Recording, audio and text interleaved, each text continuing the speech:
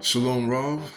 It's Moshi'im once again, guys. It's been quite a while since I've made an update, and I just wanted to reach out to you guys, man. It's been an interesting time, and uh, many of you may wonder if I'm still working on this album, third album that I've been working on for quite some time. I am still working on it, and things are progressing.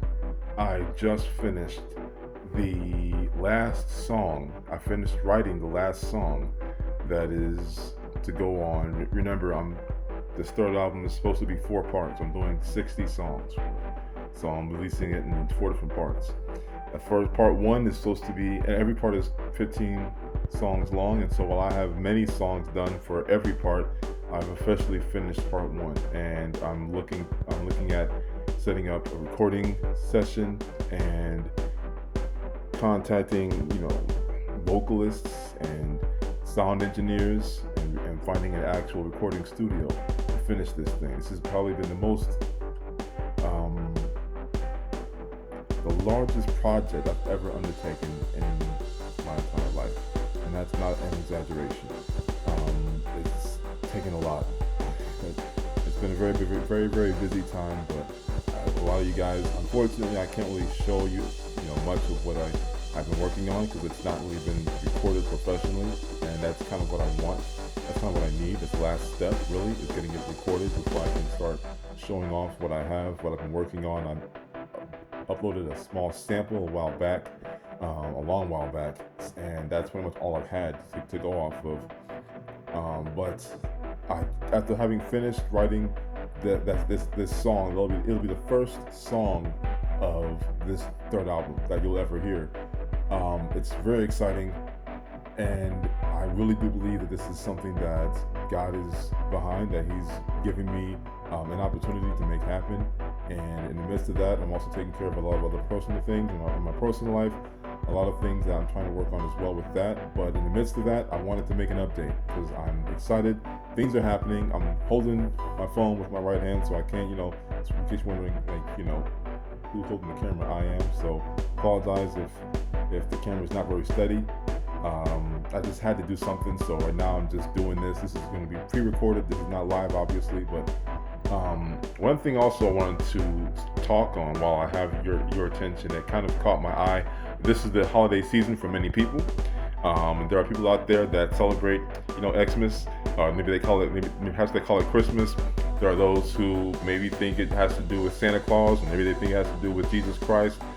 Whatever your thing is, I know that the Christian world, right, that I was raised in as a kid, would, ascribe, Jesus is the reason for the season, right? And a lot of, celebration of Messiah and His birth, right? Even though most Christians know, and it's kind of been understood, just as historians have spoke on it, that the Messiah most likely was not born during this time.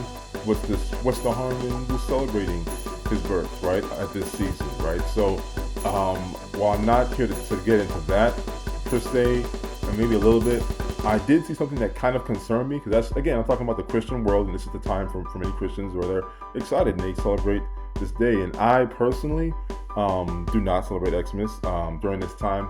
I, don't meet up with family members. My brother did come in town, and we hung out for a bit. He came to where I was, so we hang out with him, me and my sister, and my niece, my sister's daughter. That was fun. We had a lot of fun, and that was great. But I happened to see something I noticed on social media of someone I consider a dear sister in the Messiah. They had posted someone whom I know to be messianic and very Jewish and very, authentic in their observance of Torah and even Jewish tradition. Very, very much so, and everyone in their family I know is the same way. However, on her page, I noticed that she had made a Christmas greeting to those who celebrate Christmas. And I saw that, and I'm not going to lie, it kind of broke my heart. It gave me some concern. Listen, as fellow believers in the Messiah, I'm not going to, if you call yourself a Christian, if you confess faith in Yeshua the Messiah, I would say, though, that makes you Jewish. You're part of us. You're part of Israel. And that's what the Torah, that's what the Bible teaches. And I could get into it. Don't want to get into all of that right now. But I'm not excluding Christians when I talk about people that should consider themselves Jewish in that sense, a part of Israel, right? God makes no discrimination, and so I'm not going to do that either. However, that being said, that's also why I make a distinction. You get this time of the year where people might give a greeting like, "Hey, Merry Christmas." How do you respond to that as someone who's Jewish and doesn't participate in Xmas?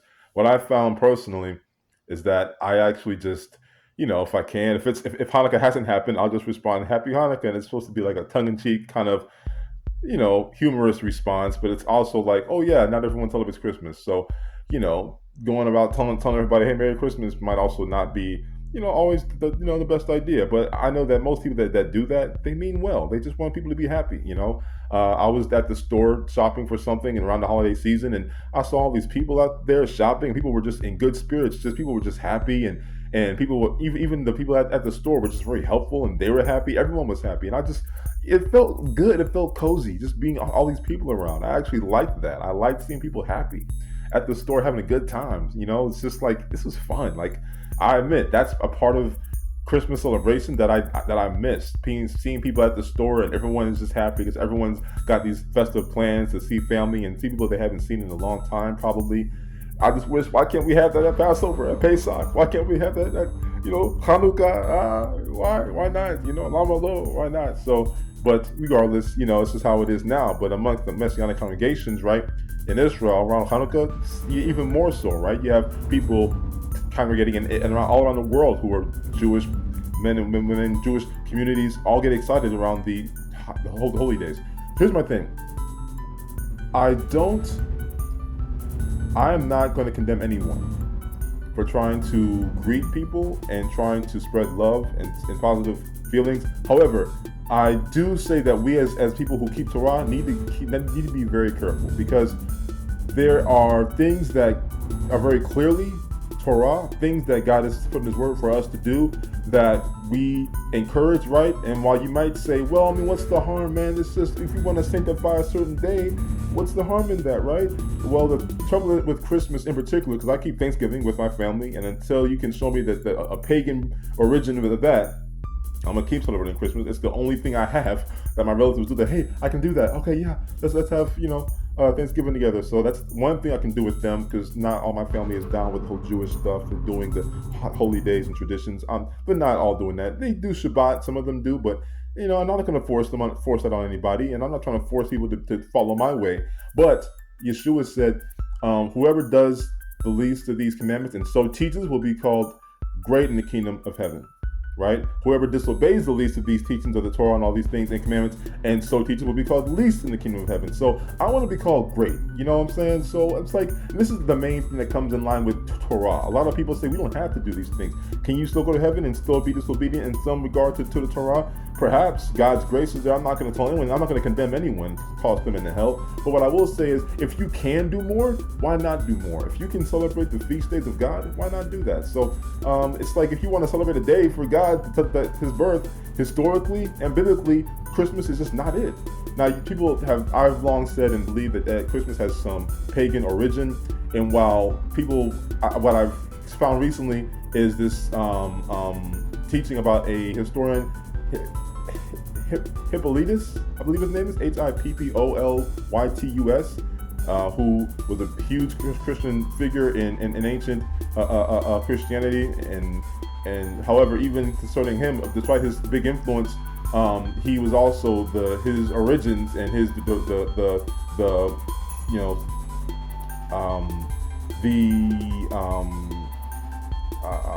situation regarding his conversion, because he was a soldier that had converted, some say, and even historians of his age, some well-known historians, I can't quote the name of them right now, but even the historians I was reading up on it, do not, his congregation that he was over, even that's like, it's kind of dubious, like we don't really know.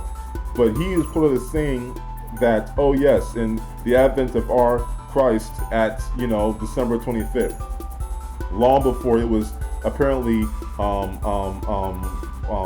reportedly established by Constantine in the Council of Nicaea, or established as a pagan ritual as well. No doubt that the winter solstice celebration was something that was happening long before that. However, the linking it to paganism, it seems like, well, we were doing it, so yeah, the Christians were doing it before pagans started taking that day for themselves, right? Well, winter solstice was being celebrated probably before that anyway, historically speaking. But to say that, I'm not going to go and try to pick hairs and split hairs over this. But I will say that at best, Christianity has very murky origins, and by and large, it's still not the time that Messiah was likely born. Historically and biblically, it might be somewhere closer to the festival of Sukkot, Feast of Tabernacles, which would make sense because he made his temporary dwelling among us, his tabernacle among us, as the prophet said, that's actually a scriptural reference. There's also talk about the fact that it's interesting because it's an 8-day long celebration. Well, the 8th day is considered, if he was born at the beginning of Sukkot, possibly, that means that he would have been circumcised possibly on the 8th day after Sukkot ended, which is really interesting. Shemini etc., which is very interesting. We don't know. It could be. So, while if you want to celebrate a holiday that actually might be more close to his birth, maybe look at Sukkot, look at Feast of Tabernacles. But again, I'm not going to knock somebody for trying to do what they do. My only concern is I want us all to, I don't want to condone Torahlessness and tradition that is quite possibly pagan in origin, possibly. Why not? And I'm not going to, people who greet me, hey, Merry Christmas, I'm not going to frown at them and say, bah humbug. I'm not trying to be a Scrooge, right? That whole Christmas Carol thing may be anti-Semitic, but I'm not going to go there. But main thing I'm trying to say is, let's continue to spread love and continue to spread, positivity and being kind with others, but let's also encourage people in the direction of Torah. We don't have to encourage Torahlessness or tradition that leads to that. Encouraging people to keep a feast day that has likely nothing to do with God. And as far as like its origins, even though we have this at best a historical figure that said a thing because he believed that the Messiah was born 9 months after he was conceived at the anniversary of the day of the creation of the world, which would have been somewhere maybe around Pesach, or Pesach was about the death of Moshi'im. So there's all kinds of things you can go into detail. Pesach has to do with, Passover has to do with the death and burial and resurrection of the Messiah, but we can get into detail about that. But at best, I'm saying it's just not, it's murky waters, and it's just, why not celebrate the feast day that God has actually given us? But you're going to split hairs over one that we just kind of threw into to make a day of importance for the Messiah when those things probably already exist. So it definitely exists. It's in the Torah. So let's just, it's just one of those things. Let's be careful of what we say. Let's not, by our words, a lot of times we think we're being kind, but is it rude if someone says Merry Christmas to not say it back, to say something else? You can say God bless, or I appreciate that. You don't have to necessarily encourage people in ways that would give them the feeling or the misguided thought that, oh, well, this person who's Torah observant, they just told me Merry Christmas. Therefore, my Christmas observance must be fine. This Torah observant person had no problem with it. So you know what? I'm going to keep on keeping Christmas because, hey, it's cool, right? What if you have friends that keep it? I have family members that keep it. One time I made the mistake of going by there, dropping off my sister once at a house where they were celebrating Christmas, and God told me before I went not to do this, and I didn't understand why until I got there, and all of a sudden I was just like, hey, my family, I just love seeing, I wasn't celebrating, I was just seeing my family members and relatives. And my cousin who was there stopped me and said, hey, you're celebrating Christmas. I'm like, no, I'm just here to see you guys to know you're celebrating with us. And they wouldn't let it go. It made me realize that my testimony was weakened by my being there. There's nothing wrong with seeing family, nothing wrong with any of that at all, guys. I'm not trying to say we have to shut ourselves off and be closed and cold-hearted to the people who are celebrating Christmas. You don't have to do that. What I'm saying is, I set a bad example by trying to participate in a way, just trying to say hi to family. So you gotta be very careful. I mean, it may seem like we're being rude, the Canaanite woman think that Messiah was being rude when she wanted her daughter healed, and he wouldn't look at her, then said it's not correct to give food that's given to the children and give it to their pet dogs, right? I mean, that kind of seems rude, right? But what I'm saying is, I'm not saying we gotta say something like that to Christians. No, I'm not saying that at all. What I am saying is that they are our brothers and sisters in the Messiah. I'm not trying to turn my back on them, but let's encourage them to keep Torah. And let's not weaken our testimony by trying to be nice. Like, we're just trying to look nice, trying to sound nice, and try to keep friends. We want our friends to like us. But if we have friends that aren't keeping Torah and Jewish traditions, and we have to say Merry Christmas to them to make them feel, okay with us, you shouldn't have to be someone that you're not just to make people like you. I've been there. I went to college. It happened. People around me, few of them were religious. They didn't want to talk about God. Those who weren't definitely didn't want to talk about God. So I kind of dimmed my light to make them like me more. Let's not do that. Let's not dim our light. Let's not try to be like the world to make them like us more. Let's go ahead and be salt, not lose our saltiness. Let's continue to be salt and light, salt for the land, light for the world. So shalom to you. I'm not coming down on anybody who celebrates Christmas. I'm not going to condemn or come down on anybody. By all means, I just hope that you continue the observance, and I pray that let's start keeping the feast days of God. And as you grow in that, Baruch Hashem, that'll be a good direction to go in. You wish me Merry Christmas, I won't return the favor. I'll give you something else. Hey, God bless, or I appreciate, I'm saying? I'm not going to be rude, but I'm also going to be true to self and true to my faith. So shalom to you. By the Tov, there's more music coming. I'm working on getting vocalists thing done. I have designs for merch as well coming up, all kind of cool things. But just stay tuned, y'all, because there's some amazing things about to happen. So amazing things about to happen. So until then, shalom, Rav, you guys. Peace out.